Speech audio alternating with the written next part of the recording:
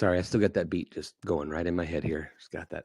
You know, every week the producers, they create a custom intro song based on the vibe they got from this week's guest. So just so you know what to expect, obviously it is going to be one heck of an episode of Live Better. Welcome back, everyone. We are so glad to have you here on our show, brought to you by our friends at Wave Video. It's Live Better, where we bring in industry experts to help you better your live streaming, your results, your show, your production quality. And today, actually, something a little maybe outside the box, but something I know I'm very, very intrigued about. A little hellos there. Of course, Ross Brand is here with us today. Why? Because, well, our guest happens to be, I know, a dear friend who actually has a unique link with him that also relates to our topic that I'm going to tell you about here in just a second. Ross is digging the music. I'm picturing you, Ross, dancing in your living room while you are listening. Lyle, glad to have you. Maria, here with us, helping us out with comments today. There was a false alarm that perhaps it was your birthday. I believe it's the second time I've been told it's your birthday when it was not your birthday. So in case I actually miss it when it's actually your birthday, happy birthday. All right. Now, of course, as always, we want you all to do all the things. If you can like it, we want you to like it. If you can click it, we want you to click it. Subscribe. Follow us. You can sign up for our newsletters. You can sign up for everything you need at wave.video. You can follow us on YouTube or on Facebook. We just want to stay in touch with you. And as an extra bonus, if you would do it for Chad. And if you don't want to do it for Chad, you can do it for Yellow Chad. I know you guys prefer to do things for Yellow Chad. And that is, if you have a moment, just share today's show out with your friends, tweet it out, share it on Facebook, wherever you hang out. We'd love to bring more people in to the Wave family. All right. Now, today we are talking books. And you might be thinking, wait, Chad, this is a live streaming show. Why are we talking about books? Well, first of all, I love books. Our family loves books. My kids love books. In fact, I can remember back when they were incredibly young and they kind of grew up in the world of Harry Potter. And when book 7 came out, they loved to read so much that, well, we had to actually get 3 copies of the book so no one would fight or argue as to who got to read. Yes, books were important. And one of my dreams was to one day possibly, maybe, actually have a book of my own. Now, it hasn't happened yet, partly because, well, maybe I'm a little lazy, and that's on me. But there's also things I just don't know about that world. And today, we are bringing in the expert on how to get yourself self-published, Dale Roberts. And he's specifically going to show us how you can use the content from your live stream to become a published author, not Arthur. That's my friend next door. Author. Are you ready? Let's do this.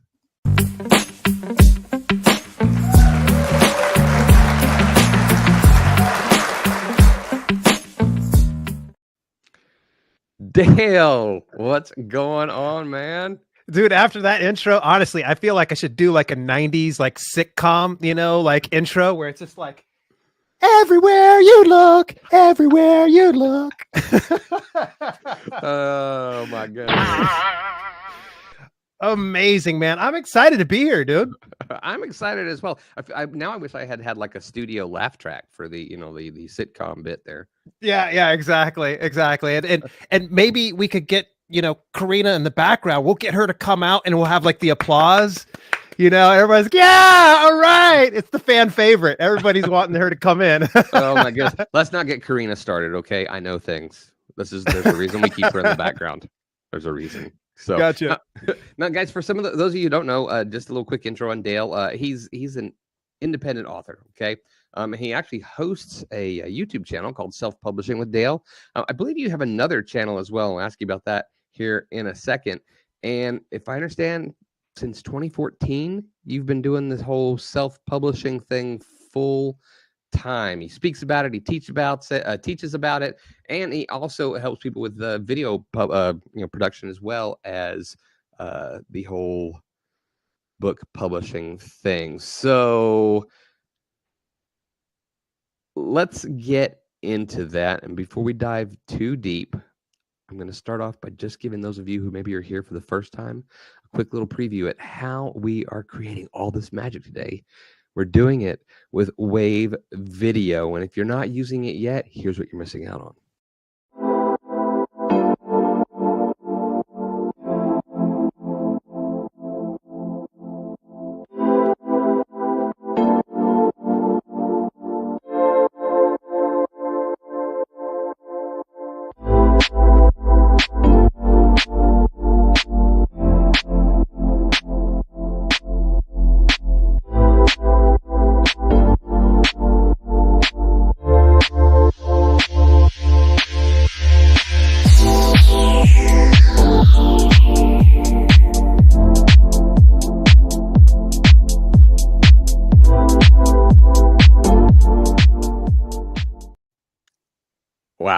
Wow. Let me say, look, guys, I know that's a long promo is what you're saying. Wow, Chad, that was a long promo. But that's because there is so much you can do with this incredible tool, including creating content that you can apparently use to turn into your first published book. And that's what we're ready to jump into right now. By the way, I saw Ross said thank you for showing off the book that he recently released. I know it's you just hanging out in the background, it's like anytime someone because that's the thing is actually a little known fact, Chad, you and I have obviously are in the book, but I also got to write the forward for it. So to me, I think that's kind of cool. That is it your first forward? That is my first forward. I've had people write forwards for me, but never write forwards for them. That is super cool. That's like, it's one thing to say, look, I published a book, but it's a whole nother thing to be so respected that someone says, hey, I want you to kick things off. And speaking of kicking things off, I want to understand how your whole journey into this whole self-publishing thing even got started. It was honestly a very unlikely journey that I didn't anticipate I'd be going on, but I was given a challenge by my corporate wellness coach. I'd worked in an assisted living community as an activities director, meaning I was paid to play with senior citizens. It was an awesome job. I did it for 20 years. It was amazing. But when she gave me this challenge, she knew I was very passionate about health and fitness, to write a book. I was like, yeah, I'm going to do that. Fast forward a year later, because I started in 2013 writing it. And then 2014 was when I officially launched it. When I saw my first payday for $21 and some odd cents, it was like blood in the water to me. I was ready to strike again. And my only solution was, well, I got to get this pesky job out the way, because if I'm going to do this full time, I better go ahead and focus wholeheartedly. Now, I wouldn't recommend to anybody do the way that I did, because I literally just put in my 30 days notice to my job and said, I'm going to go become a full-time author. Burnt through all my 401k. I burnt through all of my credit card limits. We were eating ramen noodles and frozen vegetables, but you fast forward some time later, some trials, tribulations, and everything else in between, and we're doing okay now. Wow. And working with the elderly, did that get old? Just kidding. I just loved it. To be honest with you, I could never say anything disparaging about my last employers. They were so fantastic. Wow, awesome. By the way, I see Ross here saying that your forward isn't just awesome, but you also somehow worked the 6 degrees of Kevin Bacon into the book's theme. By the way, folks, I'm 2 degrees away from Kevin 2 degrees. Nice. You got Ross beat. He only had 3. He had 3 degrees. Yep. I actually have a friend who did a film with him, so I can say 2 degrees, which means absolutely nothing. He has no clue who I am. But right. Whatever. So be it. Okay, so that got you into the whole self-publishing thing. But what about the live streaming bug? When did that become part of the gig? Yeah, honestly, I didn't think it was ever going to be a part of the gig, because I was a fitness writer. Like I wrote fitness books, so live streaming didn't make sense to me at the time. Like I knew video was there, but I just didn't do it. It wasn't until I saw my breakthrough success in self-publishing that I was earning a significant income and getting a lot of attention that a YouTuber reached out to me and said, "Hey, I would love to interview you and find out what has made you so successful." And it was that interview that led to another interview. And then those two interviews brought in all of these people that wanted to learn how to do self-publishing. And I was running out of time to do emails and direct messages and everything else in between. So instead I said, let me go ahead and start doing this through video. It probably took about a year before I realized that live streaming is so much easier than pre-recording some stuff where you could just edit it out. Like live streaming, it's raw, it's dirty, it's fun, it's exciting, it's whatever you want it to be. So when I did live streaming, it was just merely a means to an end. I wanted to create content for YouTube that I could continue to draw people in and educate people. So that's why I ended up stumbling into live streaming. Wow. And those who are watching, if you had said, well, it took me a while and I'm still not into it, I'm sure they would look at your studio and everything you've got going on there and be like, liar, liar. Now, besides the self-publishing channel, do you have another YouTube channel? Is that right? I have numerous YouTube channels. So the self-publishing with Dale brand, I've actually got two channels. One that's like 66,000 subscribers. The other one's like 3,300 subscribers. That's the podcast channel. I've got a third channel called Live Streaming Tech, where I talk about live streaming, which is something I'm just super passionate about and I love doing. And then I've got a couple other smaller channels and such like that I use for like affiliate sales and things like that. Wow, awesome. Maybe one of these days we can sneak onto that live streaming tech channel, which, by the way, I've checked out. It's super cool. I really do love it. And by the way, we'll bring up the links. We've got links to some of your different channels and ways for people to get in touch with you. Okay, so we know you're into self-publishing. We know you helped Ross with his book and getting that out. And you're into live streaming.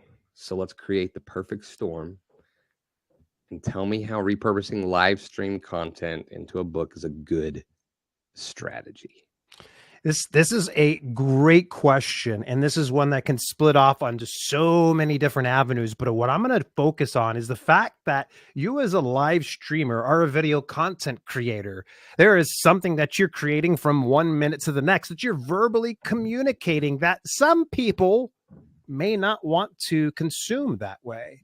There are readers out there who would much rather prefer to consume it through ebook, through a hardcover book, through any type of print book, even an audiobook to a certain extent.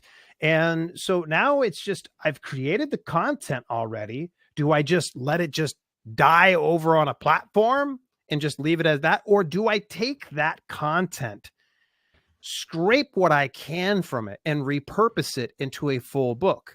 Now, there's so many cans of worms we could potentially open up here, because obviously there's a whole strategy that you're going to want to employ, because you're not just going to want to grab your transcript from your live video and just fire it off. No, that's not what I'm trying to tell you. You can take that raw lump of clay and you can refine it.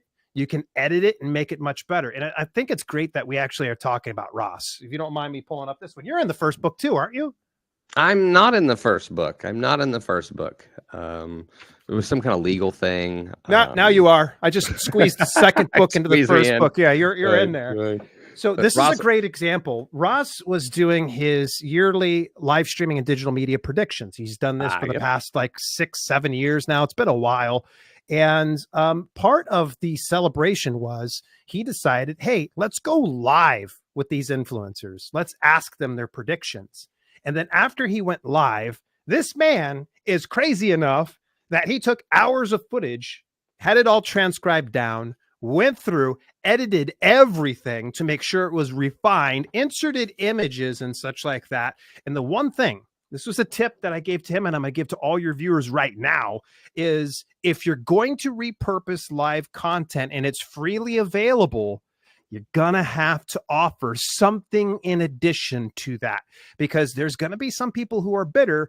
I just paid $25 for this hardcover book and you got it for free over on YouTube.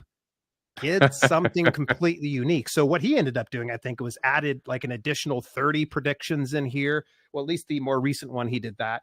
And he was able to create something absolutely unique. So that way, when someone purchases this book, they can go, yeah, I can go see those videos, but I can also sit down and read this. It's completely portable. I can use it anywhere that I wish to.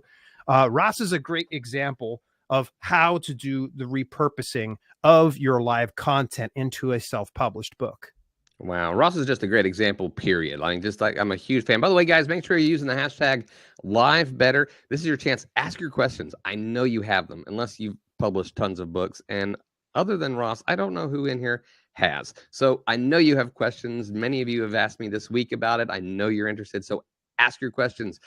Engage, give us the comments, because of course our winners will have a chance to win some of our lovely Wave prizes, such as, well, you know, our sticker pack, and of course the coffee mug that everyone loves with the Wave logo and yellow Chad. All right, so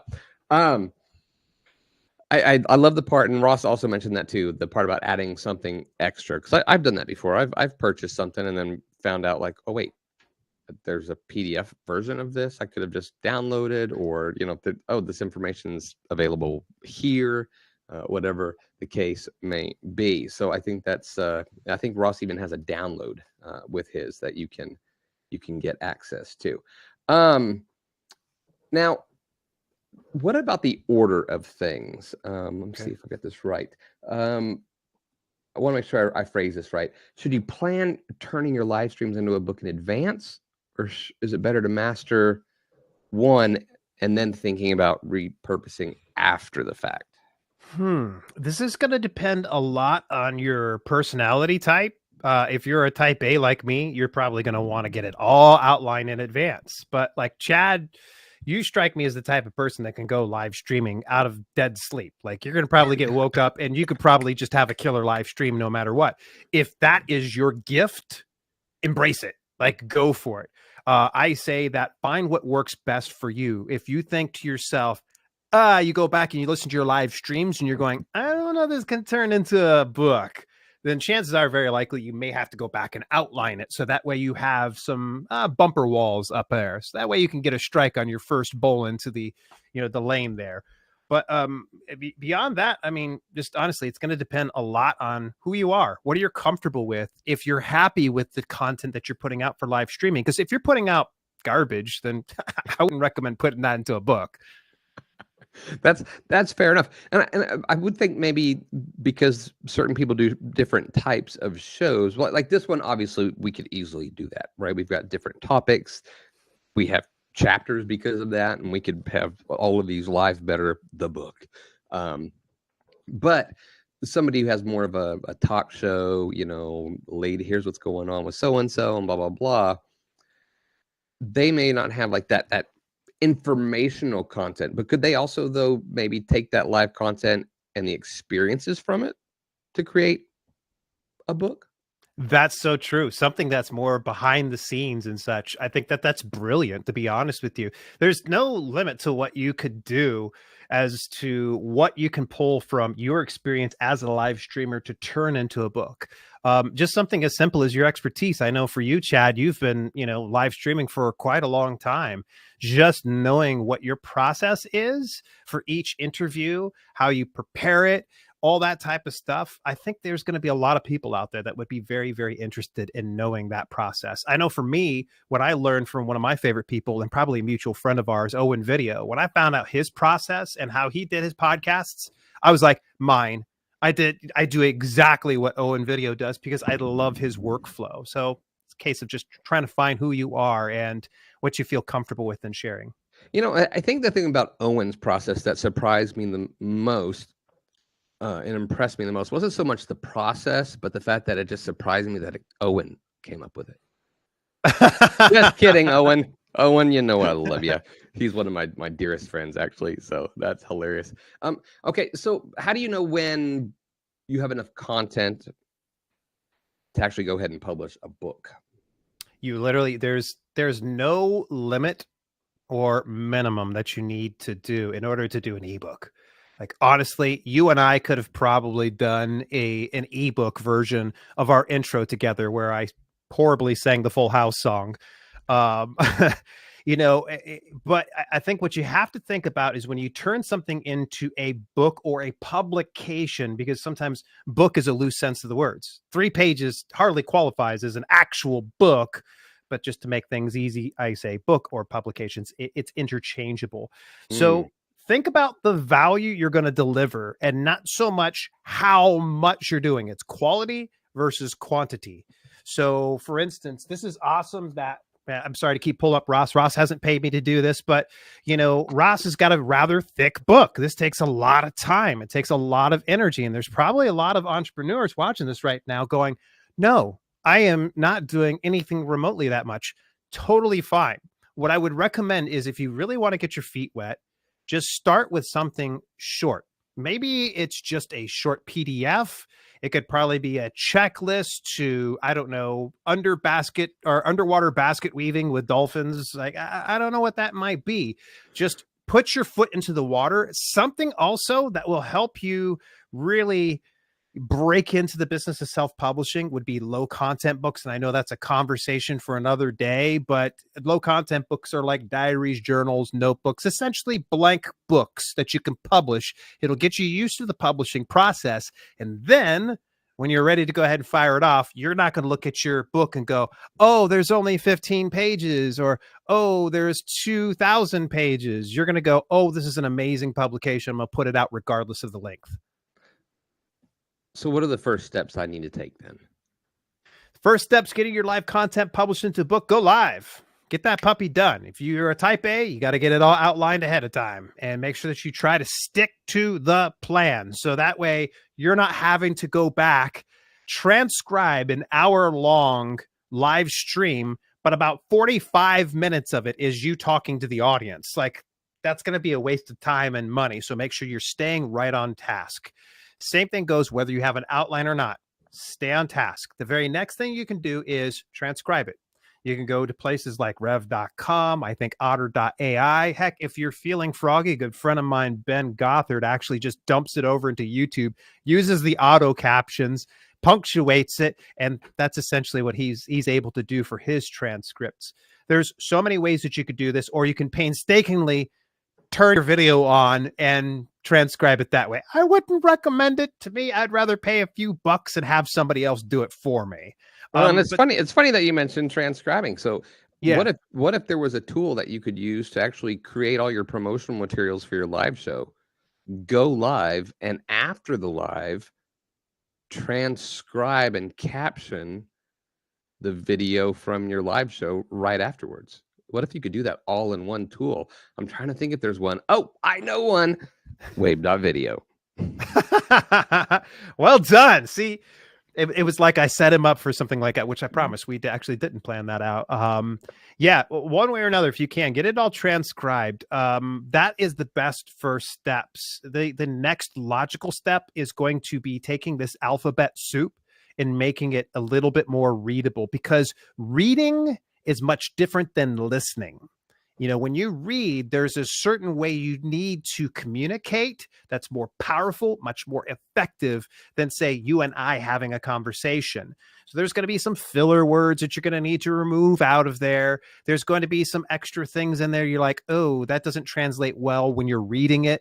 So take your time, go through and edit it. Have another set of eyes to go through and edit it as well. Hire a professional if you can. If you can't hire a professional, just get somebody different to look at your manuscript and tear it apart. No, your mom doesn't count because she's biased. She's going to look at your manuscript, Chad. She's going to go, oh, this is beautiful. You don't need to change a single thing. But then it's riddled with 50,000 errors.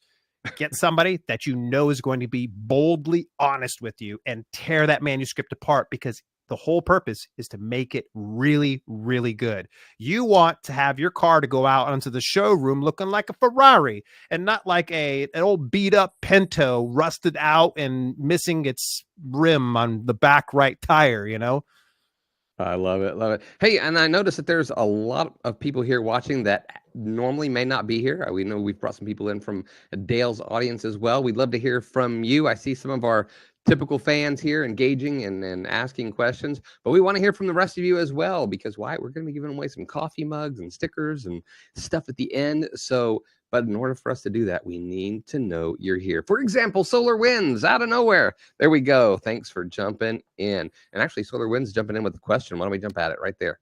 What percentage of the original live stream content would you say ends up in the actual book after editing? Depends. If it's my show, probably, very little. It's going to vary on how much babbling you do. If you're a babbler like I am, you're probably going to have to clean up a lot. But if you're very meticulous about how you speak, if you're the freaking Gary Vaynerchuk of live streaming, for crying out loud, every word that comes out of your mouth is super intelligent and also crass.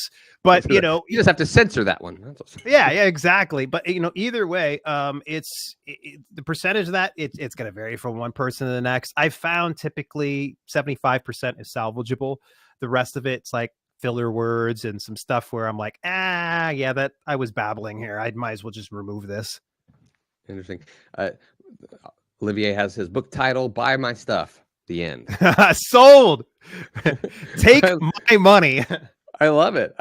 And J.S. Gilbert has an idea for his book. He's going to publish a book with his top Facebook posts from the early 2000s with explanations as to what was going on in his life or in the world at that time. Actually, that could be kind of interesting, especially from someone like you, JS, who has a connections to the entertainment industry and the gaming industry. That would be a very interesting book. Yeah, and not everybody's going to find every book interesting. Is that right? I mean, there's a specific audience, and people need to remember that as well, right? Yeah, absolutely. Knowing that you have an audience before you go and publish anything, because I'd hate for you to go invest a lot of time and money into something like this, and there's not an audience. But chances are very likely, if you've got at least one person consuming your content, there's an audience. There is an audience. So at least just try to be very careful about what you spend on it. I think anybody that will tell you that's, in the self-publishing business doing books, they're going to tell you you're not going to get rich overnight. So you need to make sure that you're building out other systems in place to make sure that you're paying your bills and you're not living off ramen noodles and frozen vegetables, as I'd mentioned earlier. Right. Not that there's anything wrong with that. For those of you who maybe are in that particular situation. No hate at that time. Yeah. Good. We've all been there. Nika Stewart also made a comment there. She agrees with you. She's amazed at how often the speaking words sound so weird when she's written them down. And she's actually going to be our guest here next week. So how much time am I looking at? How long is this going to take me to get published? What kind of pitfalls, obstacles are going to show up as I go on this journey? I can tell you that you could publish as quick as today, but that is with experience and knowing what to do. If it's going to be your first publication, build out at least 3 to 6 months to get everything all in alignment, because you're going to learn a lot as you go with your first book. When you get your second or third or even fourth, it gets easier and easier and easier, because then you know the whole systems and processes and what to expect, what got great results on your first launch and what didn't get so many great results on your first launch. And you just try to refine that approach. But I'd say 3 to 6 months. It just depends on the person's personality type again. Like there's some people that spend years like toiling over a novel. Like I met a guy one time, he wrote an entire like trilogy of novels over the course of 5 years and hadn't even published it yet. But that's his personality type. That's how his risk aversion. He doesn't want to feel like, oh, let's go ahead and let's fire this off. No, he was very meticulous and very calculated about what he does. Me, I'm a bull in a china shop. I'm going to do some damage. I'm going to go out there, and if I publish a book and it's not so great, I'm just going to try to refine it. That's the beauty of self-publishing, because you can go back and fix your manuscripts and it will be real-time fixed for you. So to me, don't worry about all that type of stuff. How long does it take? It takes as long as it needs to take. But if you're really focused on it, you can get a good book launch within 3 to 6 months of work. Pitfalls you should avoid: throwing money at problems. I see far too many times some people will come to me, hey, I published my book and it's not selling a single copy.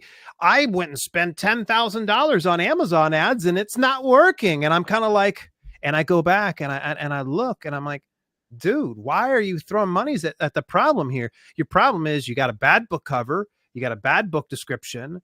You're not even sending additional traffic from outside there. You're relying too much on Amazon to send the traffic for you when you should probably be doing it yourself. There's so many factors. What I would say is if it feels like you're spending too much money, you probably are. So that's the thing. And you could do self-publishing 100% free. And I have numerous case studies of people who have done it and myself who have self-published my books for free, no money, and still been able to turn a profit. For example? Hey, look at that. The Amazon self-publisher. That's actually my trilogy series right there. Fun fact, that's an 8-time award-winning book right there. Wow. 8-time. Yeah, baby. Yeah, I'm a 25-time award-winning author. I have to flex. Everybody flexes paychecks. Yeah. I flex awards. I love it. I absolutely love it. And you should flex. By the way, guys, if you go to Amazon, just type in Dale Roberts. He's going to pop up because there's a lot of books. A lot of books. They're not all on self-publishing. Early on, your books were more about fitness and health, correct? There we go. So this entire bottom shelf is all the books I wrote in fitness. There you go. Dale's written more books than I've read is really what it amounts to at this point right now, folks. I'm not proud. It's just one of those things. Solar Winds has another question here. By the way, Esther, welcome to the show and Automated Building Systems. Glad to have you here as well. We'll get to your question here in a second. But Solar Winds wants to know what your favorite tools are to create ebooks. Now, I would say if you're going to create the images for it, I know a great tool. It's called Wave.video. But as far as the text and the ebook component of it, what do you suggest? This is a match made in heaven, you and me. You know that, right? I believe it. To create ebooks, honestly, there's so many different tools you can use out there, but I just stick with the old tried and true Microsoft Word. It's just super simple. You can use other things to format your ebook ultimately, but I started out my business and I made my first money only using, I used Kingsoft Office or Open Office, one of those open source software out there because I couldn't afford Microsoft at the time. So yeah, Microsoft Word works really well. If you got Pages and you're on Mac, use Pages. Just whatever it's going to get from idea to paper is the most important thing. Digital paper in some instances. And Ross wants to know how many formats should you publish your book in? Ross loves asking questions because he loves hearing the answer. I think he knows this one. How many formats should you go for? As many as possible. And especially if you're utilizing the Amazon platform too, the more products that you have, the more it builds in relevancy because this is more opportunities for customers to buy your product. So here's what I would recommend. A best case scenario, you put it in ebook for sure. Put it in paperback, okay? Hardcover, audiobook, and then one that recently I'm just finding out so much about is large print.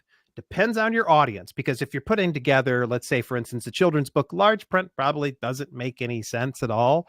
But if you're doing, let's say, for instance, a book about live streaming could definitely have an audience out there that wants large print. So get as much as you can, 5, ebook, paperback, hardcover, audiobook, and large print. Large print's important. I'm getting up there in age, and as I'm watching this and doing the show and having it projected on my teleprompter, I do have my Google Chrome zoomed in a little bit. I'm not ashamed to say. So now, when large print, by the way, is it the same text of the book? It's just larger print? Correct. There's actually specific specs and guidelines that you have to follow by in order to actually qualify for large print. But let me just answer it super simple. It's typically any 6-point font or greater. 6-point font or greater. You'll need to Google up the actual specs for large print because there's certain spacing that you have to adhere to, certain types of fonts you can't use because it's too thin, things like that. Excellent. Gabriel, thanks for joining us here. Automated Building System does have a question. Do you do all of your own design, or do you suggest people outsource it? For a design, I am not a graphic designer. I'm horrible at it. I know enough to make me dangerous and get me in trouble probably, but I typically just hire out for graphic design. I've got a number of people that I love to lean on. If I just need something for advertising and things like that, I use a tool called BookBrush. It's essentially it's like Canva on steroids for authors. Like it's super focused on just things for books. Now, creating the graphics for things like my book cover or my interior design, I typically will hire out. I like a few sellers on Fiverr, quite a few sellers on Fiverr. I'm also starting to work with a company called Miblart. That's spelled Miblart. Miblart does awesome covers, and they have these videos where they show how they make their covers and such, and it's super fascinating because it's time lapse, and I just get sucked into those things all the time.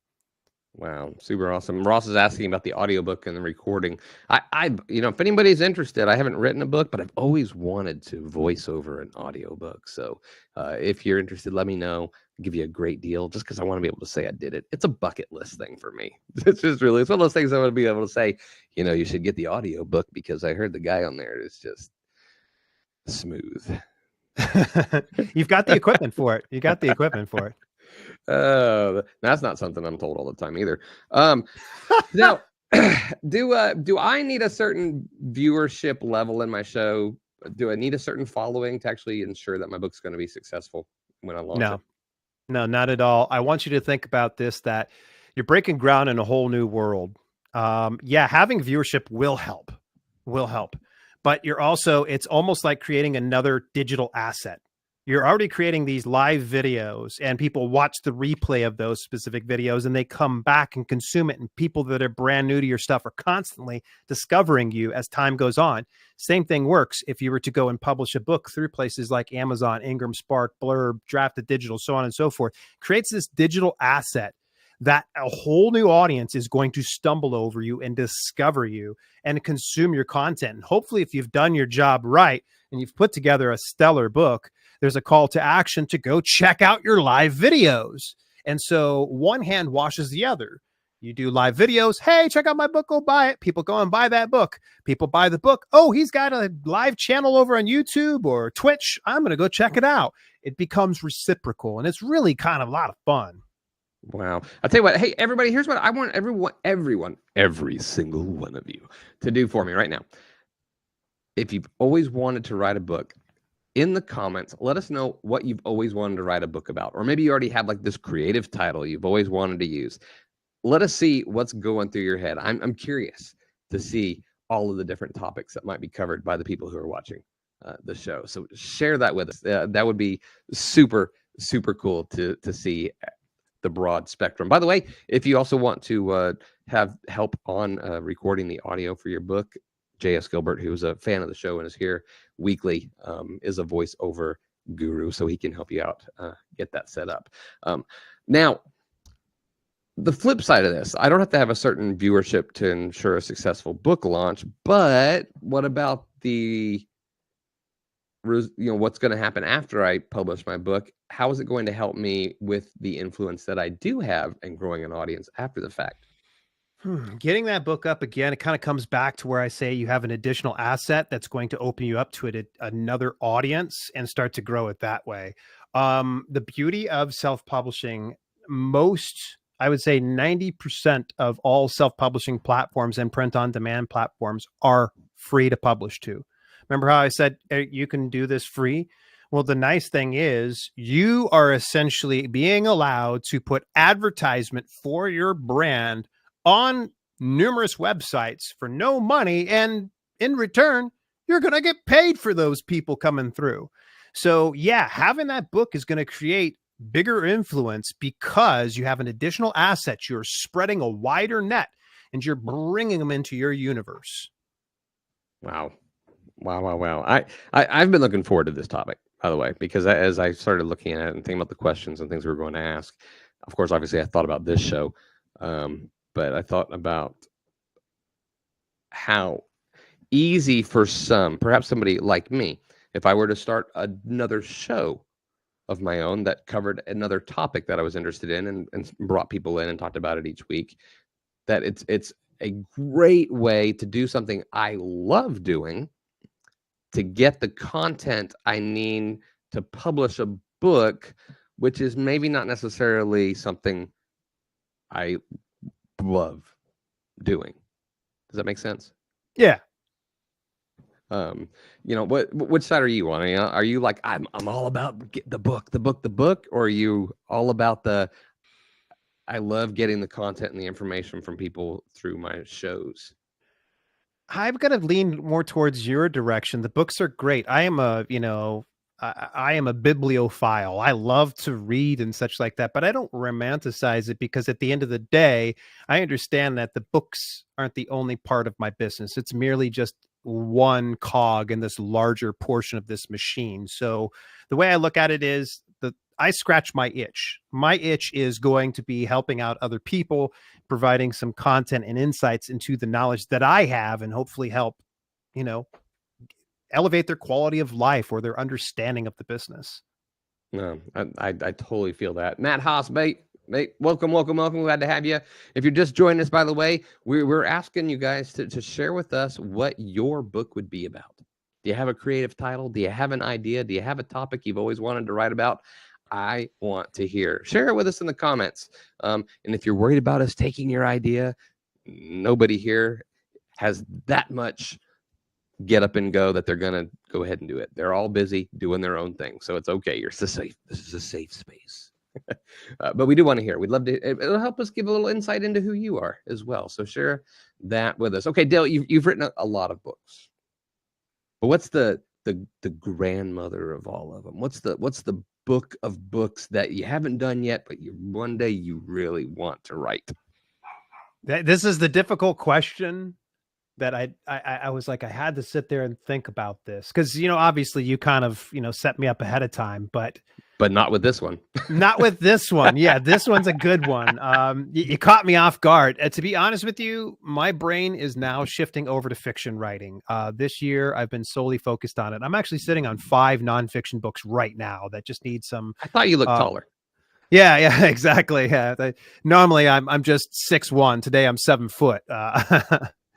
But I'm sitting on some fiction work, and I'm going to start to break ground. I'm working with the writing coach to publish these fiction work onto a new platform called Kindle Vella, which is a serial platform. My whole purpose is to try to learn the process. I have to pay for a writing coach, but the nice thing is I'm producing these episodes and putting them out. I'm able to pay for the writing coach and pay myself and all that type of stuff. So the next book that I'm really working on is going to be a long form fiction novel of some sort. I don't anticipate that I'll be breaking ground there until 2023. But once I do, I'm probably going to be focused wholeheartedly just on fiction for the remainder of my life. That's awesome. That's awesome that you're at a place where now you can, focus on something that you really want to do. We've got a couple of things coming in here. Eric Bach said he's started working on his biography a couple of years ago. Matt Haas, I think he was kind of joking around a little bit, but he said my book, How to Win at Whack-A-Mole, I'm unbeatable. But it could be a fun with a little subheading about life and dealing with all the different things that pop up in life. I like the potential there for that. And J.S. Gilbert, I would love to read your book about how you spent time as Raquel Welch's boy toy. I'm sure that would fly off the shelves there. So anyone else, we'd love to hear what your ideas and your thoughts are. Of course, don't forget to comment, engage, because you are going to be having a chance to win one of our Way Video Yellow Chad mugs or our sticker packs. We've got all kinds of stuff. We'll be giving those away shortly. Okay. Last question here, unless we have some more from you guys, which we'd love to hear. Please send those in for us. But the last question I have for you is to charge or not to charge? Ooh. Yeah, this is a good point. This is something I've covered in. Ready for it? Wait for it. Hang on. Oh, okay. There we go. My 4-time award-winning book, Secrets of the Perma-Free Book. This is actually a prime example of utilizing it as a lead magnet of bringing people in. So what I end up doing is I create the book and such. I put it out as an ebook, but I make it 100% free as an ebook. In return, my whole point is to get people to download the book and join my email newsletter. And if I've done a good enough job within this short book here, by the way, wrote this in a couple of hours. And This thing pulls in some nice passive revenue. but I make the ebook 100% free. In some instances, if you wanted to, you can always just create the ebook and use it as a lead magnet for people to sign up to your email newsletter. You don't even have to publish it to some websites. You can just use it simply to get people onto your email newsletter. There's so many ways you could do it, but what I would recommend is if you're coming into this business, know what your end goal is. Why are you publishing this book? Are you just doing it because Chad and Dale told you to do it? Or are you thinking, I need additional revenue? If you need additional revenue, how are you going to monetize it if you make it free? All right. What does that back end look like? What are you going to be doing when they get into your email newsletter? Is there a sales funnel of some sort? Do you have some way to upsell, side sell, downsell, all that type of stuff? Because simply putting it out for free with no way to make that money back and you want to make money, then making it free doesn't make sense. So you're going to want to make sure you charge for it if for some reason you don't have a deeper back end. I feel pretty confident for the most part that I could be able to do that I could be able to go ahead and say, all right, I've got this free book and this is how I'm going to monetize it. So when people go into my book, they get signed up to my email newsletter, but I also mention videos in here. I mentioned some affiliate links and things like that. So I monetize it in other ways. And not to mention that people buy the hardcover, paperback, or audiobook version of that. That's 100% profit right there. Wow. I'm intrigued. I'm inspired. I got a little, I'm going to talk with the team at Wave, and maybe we need to collaborate, and Wave needs to have their first published book with tips from Live Better. I like it a lot. We might even have a special section in there just with our producer Karina, and maybe we could offer. She's a singer. We could offer a free download of her latest album when she releases that. There you go. See, I always have that little something extra, like you mentioned earlier. Pat Flowers says she just found an old manuscript that she began years ago. Maybe she'll finish it this year. Well, if we've inspired you in any way, you're welcome. If we had nothing to do with it, we're still excited for you. So thank you for being here. By the way, guys, those of you who are new to the show, if you're wondering, how are they doing all this magic? All of these little images and graphics and moving things and parts. Everything you see here today was created in Wave Video Editor. We are streaming from Wave Video. And when the show's over, the video will be back into our Wave Editor where we can cut it up, chop it up, repurpose it, and do all kinds of crazy things, including, as was mentioned earlier, create a transcript that we could then edit and tweak to get ready for our book. That's right. We are now not just a video editing, image creating, live streaming tool, but as of today, we are the first steps to getting your book published. We've just added a feature. Thank you, Dale. Well done. I'll tell you what, since we got a little break from the questions here, we like to always have a little fun here with the guests. So let's do it. You'll indulge us. We're going to play a little game.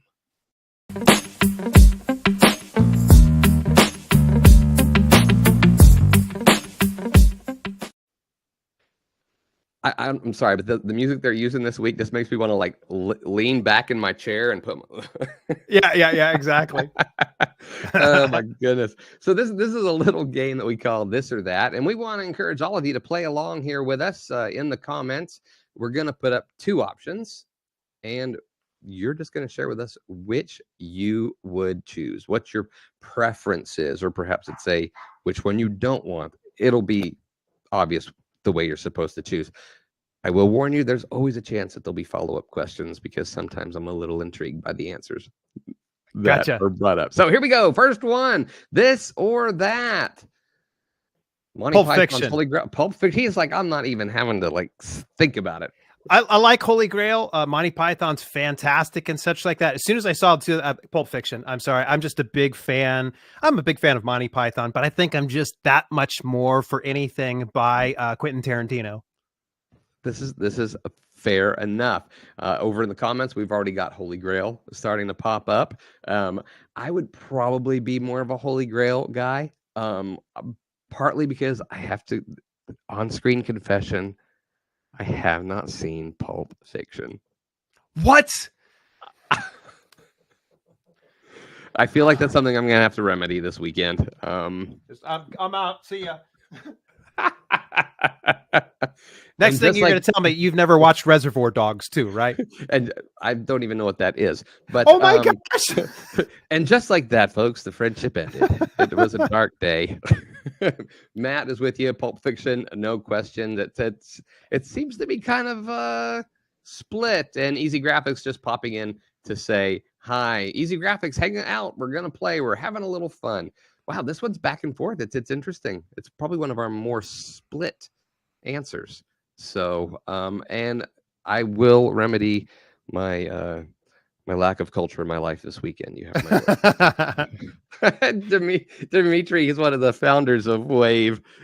He just commented, "What?" Yeah, you're fired, Chad.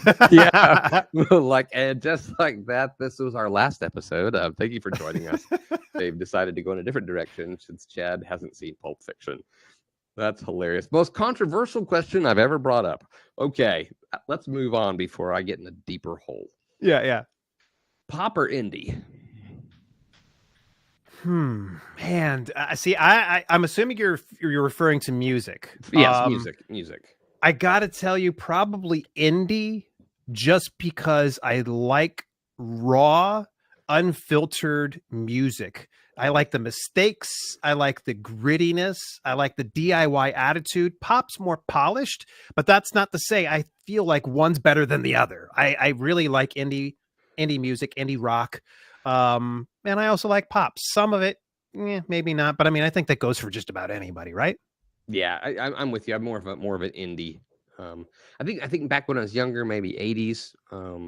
That time I probably obviously I would have said pop. I don't think you really heard that much about indie. It wasn't as much of a buzzword too, but pop back then I liked better than pop now. So I definitely would go indie today. Nice. So indie seems to be the general consensus. There's a few people, and then of course there's always one. Masha has to say indie pop, so thank you. Indie pop. And Matt is learning to play the piano, so maybe he'll share a song with us in the coming weeks. All right. Cups in your cupboard, right side up or upside down? Upside down. I don't want any like things to crawl into it or dust or anything else like that. Always upside down. You? I'm upside down as well. So I don't always come up with some of these. There's some lists sometimes I refer to, and I saw this one and I thought, I'm going to ask this one just out of curiosity because I didn't even know it was. To me, it doesn't seem like an option. No, yeah, I is there any other way? I don't know, but I've never been asked this question before. But I'll tell you that I when I do dishes, that stuff flipped over. Automated building system says right side up. Interesting. Maybe Same with Matt. Logic is I'm going to use it, pretty soon, so there's no chance of anything getting into it. I mean, yeah. And Matt just says he lives on the edge. Interesting. This world is in complete chaos. And J.S. Gilbert says he does them inside out, which doesn't surprise me at all.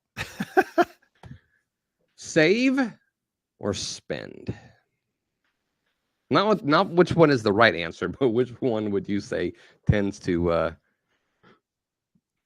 I'm a spender at heart. Honestly, I think if it wasn't for my wife, I probably would burn through every last bit of money that I have. But having her influence, we're gonna say influence, and not control, fair folks. Having her influence helps out, so it keeps me closer to that save area. But if I were to answer it honestly, I'm a spender, man. Like, what about you? I think I'm right now at a point in my life where I'm not afraid to spend. I don't just spend, but I'm not afraid to spend. Yeah. If that makes sense. Dimitri says invest. There you go. He's investing in finding the person who's seen Pulp Fiction to come and host the show. That's what he's investing in. I'm your boy. I'm your boy. I've watched it a few times. Oh, listen to this. Wow. That hurts. That hurts, but it's fair. It's fair. All right. Would you rather win the lotto or find your soulmate? Man, everybody'd love to win the lotto, and I'm sure everybody probably choose that choice. I feel like I've already found my soulmate, but let's pretend like I didn't. I would probably choose that option every single time. because you can have all the money in the world, but it's not going to give you that love and attention that you would find in somebody that you truly connect with on a deeper level. You? Yeah, I agree with you. I say find your soulmate. I'm curious what single people would say. You know, definitely as a married person, especially on a live show that's being broadcasting, can be seen by anyone. I'd be nuts not to say find my soulmate because she will watch this. And it's important that she realizes that that was my choice. And that I didn't make that choice because I was afraid she watched it. It would have been my choice anyway. I just want to make sure I also clarify that as well. I've got to be very selective with my words because literally like 5 feet on the other side of my desk here is my wife. So she hears every word I'm saying right now. JS says Lotto, you can buy love. Lotto, you can buy. There you go. JS, I'm digging you, dude. and Pat Flowers earlier said that she spends if her husband doesn't know. So Dimitri, well played. Well played. I won the Lotto when I met my soulmate, and I'll make sure I let Kate know that when I chat with her. So, guys, I'm loving the engagement here. I'm loving the answers, and I love that some of you guys are actually giving little explanations too, as well. This is kind of fun. All right, last one: reality show or documentary? Documentary all the way. Reality show, and this is like insider terms for my team. We always refer to whenever we've got to punch something in and re-record something as making it a reality show. Documentary, there's no redos. There's no like, hey, we need a different emotion in this next scene. So I'm going to go documentary all the time. I like the honesty. I like the rawness. I like the grittiness of a documentary because it shows everything, every last blemish and every last little bit, so I can appreciate it. That's something I've always been able to like. Now, reality shows also, sometimes I just watch them and my brain hurts. That's literally just me. It just hurts. Kelly, my wife, loves reality shows. Me, I'm not the biggest fan. You? Yeah, I'm definitely first documentary. If somebody looked into my Amazon or my Netflix or whatever and saw what was being suggested, I can back it up.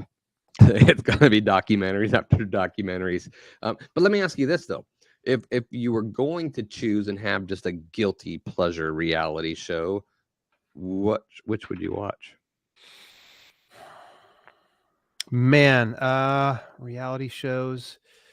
I really like a lot of like the ultimate makeovers. I like the shows that really helps people that are down on their luck. Those are the type of shows that I resonate with, that they could tell a story much differently than, say, if I were to watch, I don't know, Real World on MTV, where it's just a bunch of catty people fighting each other and getting drunk all the time. I don't feel like there's any substance on that.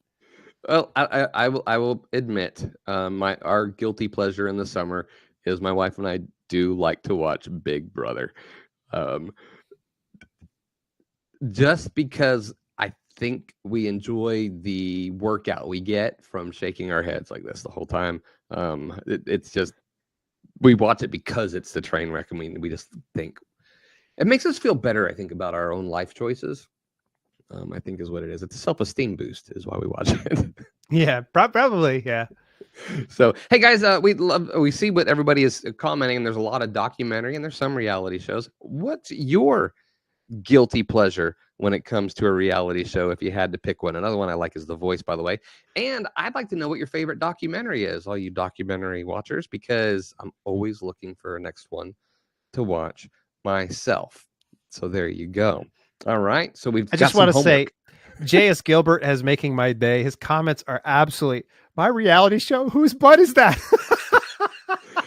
This is JS and I have some interesting conversations because both of our brains kind of tend to work this way. Like if he was live and I was commenting, he would expect that I would end up throwing the same type of comments. They're just off the wall, but said in I love it. He and I have very similar senses of humor. He's one of my most favorite people in the world. He's actually going to be on the show here in a few weeks as well. And a huge fan of Wave Video, by the way. Just throwing that out there because, Wave Video. So anyway, I hope you guys had fun with this or that. Again, we want to know your what book you want to write. We want to know your guilty pleasure for reality shows. What's a documentary you feel I should watch because I'm looking for something new? And while you're at it, share with us your favorite book. We're talking about books. You know, I know one of mine right now is by a guy named Ross Brand. He has a great book out right now, and you should check it out. In fact, I bet Dale could even bring it up on the screen. Look at that without any kind of effort whatsoever. Dale wrote the foreword to that book. It's written by a fan of the show, Ross Brand, and me, along with Kate, one of the founders here at Wave Video. Both are in the book as well, so you can pick that up at Amazon. Look at that! Look at that! Wow! I'll tell you what. For those of you who said I wouldn't look good in black and white, probably right, but that's okay. I'm just glad to be there and glad that Dale is here with us as well. We're going to be popping up your links and how people can find you. But one of the ways we love to say thank you to our guests is with our next scene. Everybody tends to have kind of an elevator pitch, or at least that little something to put out there to say who they are, what they do. Now, we don't have an elevator because, well, we're Wave Video and elevators in the water. It's kind of weird. But something that does go up and down in the water is a submarine. And so we have a submarine. We're going to put you in it. And when the submarine begins to submerge, the time is yours to say anything you want. Promote yourself. You can get on a soapbox, whatever you want. Your course, your links, anything. It's your time. We won't interrupt. And you have all the way until we resurface. So all the way till we come back to the top. So let's do this.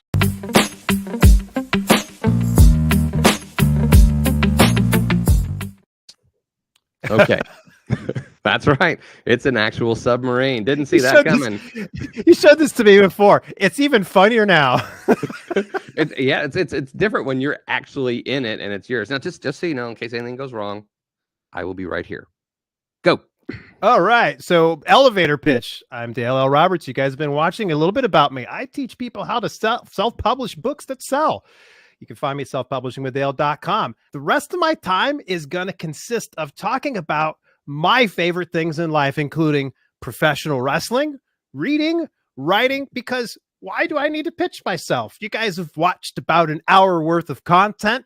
You either go over there or you don't. You're either looking at me going, I love this guy. He's fantastic. He should polish his head and become the next Mr. Clean. But instead, I'm just going to go ahead and just give you guys that elevator pitch. It was done with. All right. My favorite things were set. Thank you so much, Chad. I appreciate that. Absolutely. Absolutely. It's our pleasure. Absolutely our pleasure. So, all right, guys, we're going to give some stuff away and then we're going to let you get on with your lives and the writing of your book.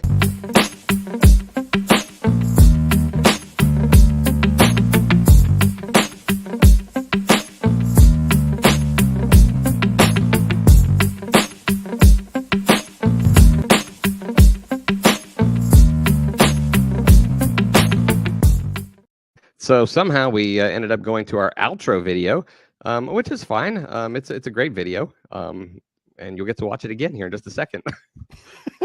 Live streaming. I was sitting here because like, okay, I'm making sure I have the winners right, and then in my head I'm like, well, this really the music's not usually this long as we go to the giveaway. So anyway, hey, congrats to our winners. Winner of our sticker pack today goes to a great fan of the show. And someone who was a part of our Wave Camp recently, Olivier Kofi. And the winner of our coveted Live Better Wave Video, a yellow Chad coffee mug, goes to Gabriel Leal. So congrats to you guys on that. You can email your information over to Yulia and get those. And guys, I hope you had as much fun as I did today. This was one of my most favorite episodes. Lots of engagement, and the information is just Dale, I can't even begin to thank you enough for doing this. So, thank you. This has been fun. So, well, we try, and if it's not fun, we at least try to make it as big of a disaster as possible, so that at least it's memorable in other ways. Next week, guys, we're going to have Nika Stewart here. She is a short form video pro with a formula that she's used to help tons of her videos go viral. She's going to share that formula with us so that we can use it and implement it into our live streams to help us grow our audience and our reach. So we hope that you'll join us next Wednesday at noon Eastern. We'll be here as we all learn together how to live better.